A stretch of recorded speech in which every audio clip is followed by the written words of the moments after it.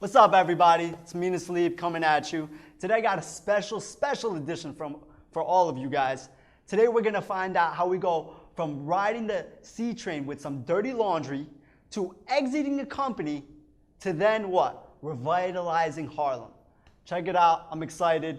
I'm gonna sit with my man, John Henry, coming at you right now.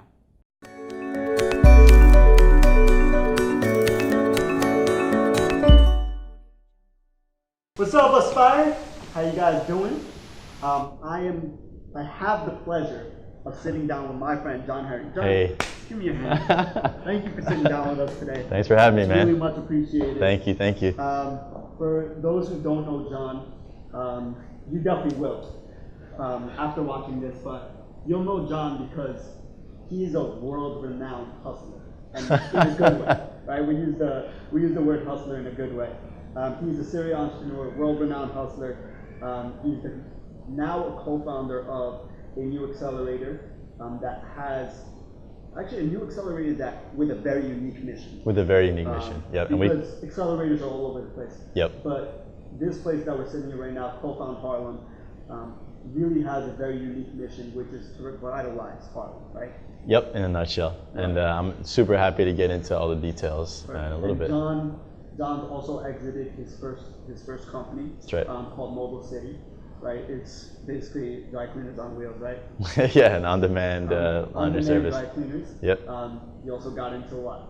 Pet grooming services. Yeah, all kinds of stuff. we got into a lot of things with that company, but he exited successfully, and he's gonna really sit down with me today and with you, and we're gonna discuss quite a lot, right? John has a very unique experience as an entrepreneur and has been through a lot, and it's not the usual story that you're going to hear. So let's get right into it. Cool, man.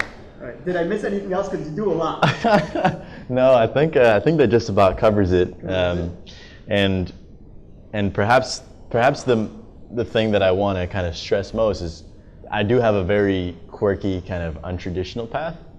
And I like that that's the case because I see a lot of entrepreneurs now that I'm doing investing and stuff. I see a lot of people from the outside looking in that have so much talent and potential and drive, but they're looking at the startup media that we read all the time and they feel discouraged because they feel like they either have to learn how to code or you have to come from money or 15 million this or 10 million that.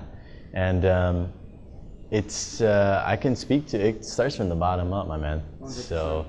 It starts from that grunt work, that grind that we always thought about. That's it. And what was so great is I met John, what would we say, about like 4 months ago? Maybe, right? About that, yeah. About 4 months ago. Yep. And we just got to chatting and like, we had a couple of drinks together, we had a good time. And then after I was like, you know, I really like this guy. I really like this guy. Like, we just hit it off. And it was a lot based on your story, right? And your story reflects a lot on you, right? How you interact with others, which I really appreciate about you. But your story is very unconventional compared to a lot of entrepreneur stories. Sure. So if you want to just get into, you know, how you first started, sure. How you broke in. Yeah, sure. So to give you guys a little bit of context, I come from an shit. I'm laughing. I want to redo that. Is that okay? Will you edit it? Okay, cool. So to give you guys a little bit of context, I come from an immigrant family. My parents came over from the Dominican Republic and illegally at that. So we had crummy jobs and we didn't just have the best means. And anyhow, I grew up in the city originally, but I was raised in Florida.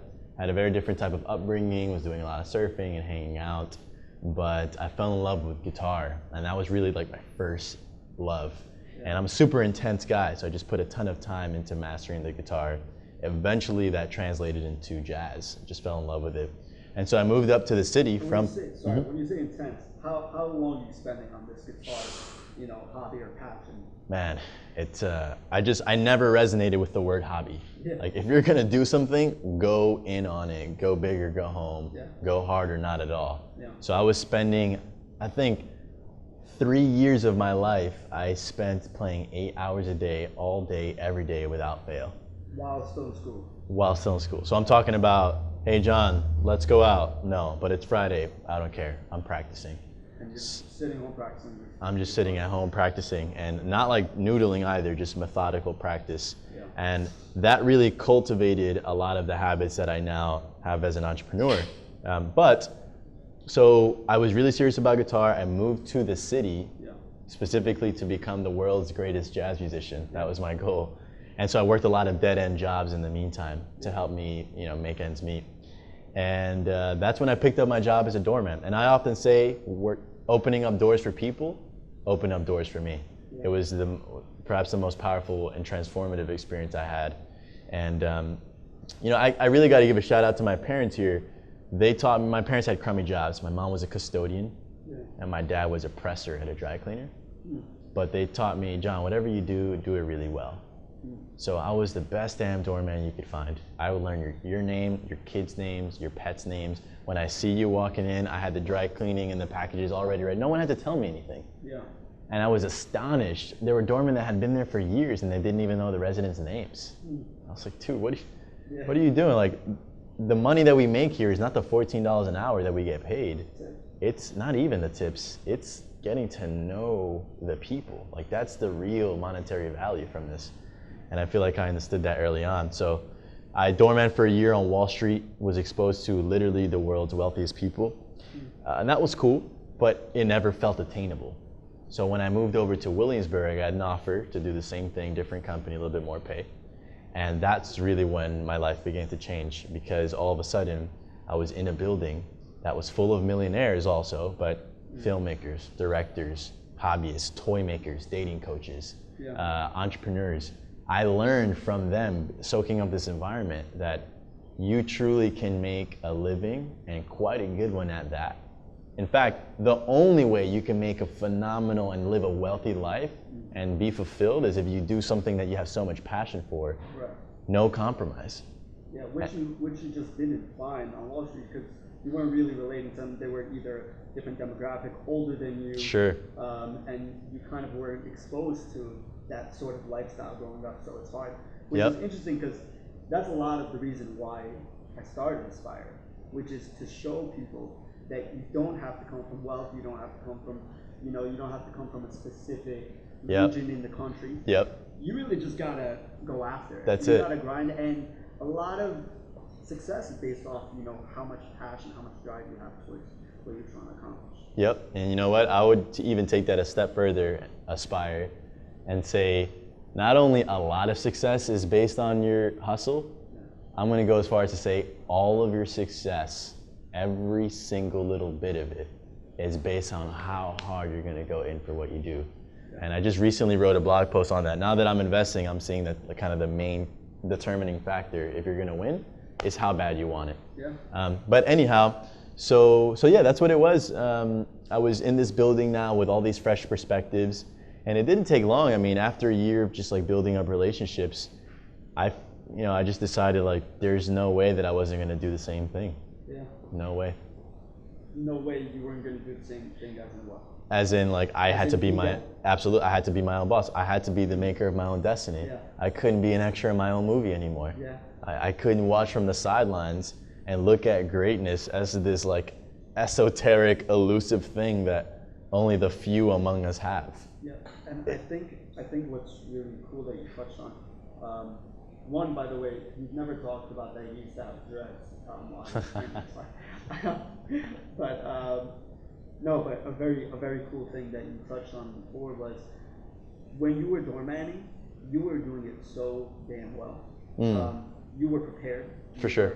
This was I'm gonna be in this position. Sure, it's a grind. Sure, it's not the job I want forever. But I'm gonna do this. I'm gonna be the best damn doorman ever. Absolutely. And I wanted you to just touch on how important that was for your future, right? Because that built the relationships that also started getting to helping you get to that next step. Right? Absolutely, man. I mean, as I sit back and look back at those times, I think the only reason that people really took a liking to me, or that being a doorman like helped transform my life. And I think that the same could be true regardless of what you're doing, whether you're, you know, as Mina said, like if you're in a position where it's not necessarily ideal, there's still so much opportunity. There's always so much opportunity around where you are, depending on how open you are to receiving them.